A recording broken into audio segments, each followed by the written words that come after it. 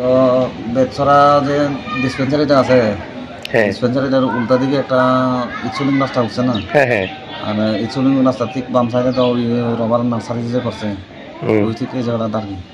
আচ্ছা কিভাবে হয়েছে ঘটনা? ওই তো গাড়িটা তো ওই বুলেরো পিক আপ মাল লইয়া টিলা উঠতে গিয়া ওই ইনসুলিন রাস্তা অল্প লাগে উঠতে পারছে না, উঠতে না পারে পরে অটোমেটিক্যালি তো এটা খিচেই আইছে আর ব্রেকে তো খাওয়া করছে। আচ্ছা বোলেরো গাড়িটা কোন জায়গা থেকে আইতেছে?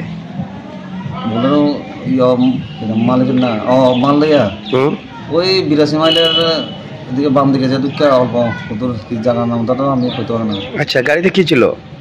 ওই তো ইলেকট্রিকের জিনিসপত্র আর কি, যেমন রড রড না সিমেন্ট বালু কংক্রিট, হ্যাঁ হ্যাঁ হ্যাঁ এরপরে উপরে এখন ওই স্টিল ফুল স্টিলের খুঁটি।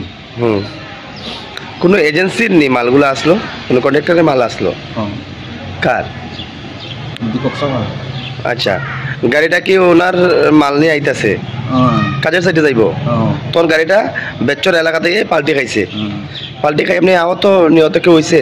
একজন নিহত, একজন মারা গেছে। ওনার নাম কি? নাম তো বলতে পারবো না, কালকে দেখা হয়েছে তাই লাগায়। উনি কি চালক আসলো না অন্য কেউ? লেবার। ও আপনি শ্রমিক আসলো। আচ্ছা গাড়িতে আপনি কজন ছিল?